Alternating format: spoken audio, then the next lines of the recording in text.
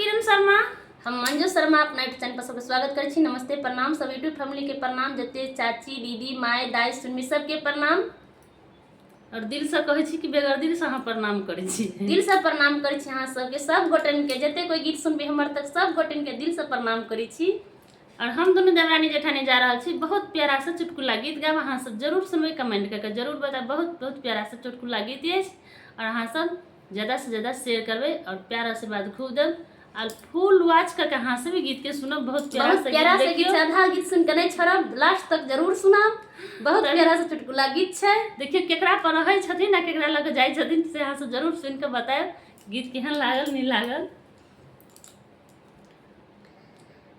राजा हो टीका बगरैलिया गब सोना के, राजा टीका बगरैलिया गब सोना के, ओई में गुजावा लगैलिया गब हीरा के, ओई में गुजावा लगैलिया गब हीरा के,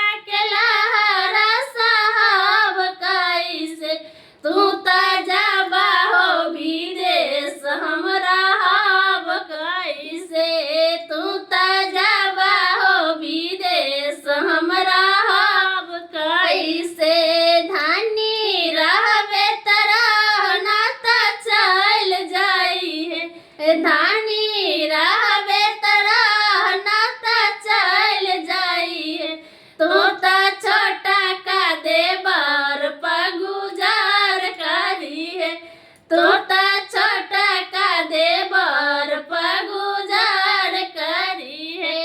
राजा नाथिया झुमका गढ़ैलिया गब सोना के, राजा झुमका गढ़ैलिया गब सोना के, ओई में गुजावा लगैलिया गब हीरा के, ओई में गुजावा लगैलिया गब हीरा के, राजा हीरा के लहरा साहब कैसे, राजा हीरा के लहरा साहब कैसे, राजा जाबा हो विदेश हमरा हाब कैसे, राजा जाबा हो विदेश हमरा हाब कैसे, धनी गे रहबे तरह नाता चल जाई है, धनी रहबे तरह नाता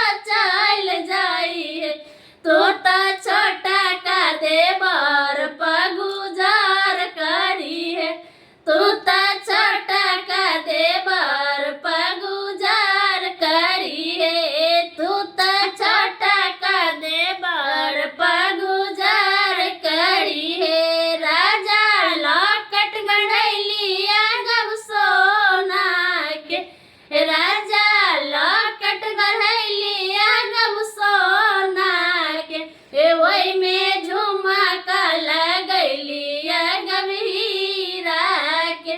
वही में जो माका लगलिया गंभीरा के राजा हीरा के लहरा साहब कैसे राजा हीरा के लहरा साहब कैसे राजा जबा हो विदेश हमरा हब कैसे राजा जबा हो विदेश हमरा हब कैसे धानी रहबे तरह नाता चल जाई है धानी रहबे तरह नाता चल जाई है तू ता छोटा का दे बराबा सा फंस जाई है तू ता छोटा का दे बरा संगे रह जाई है तू ता छोटा का दे बरबा संग नहीं हार जाई है तू ता छोटा का दे बरबा संग नहीं हार जाई है। हाँ वही ना रह जा।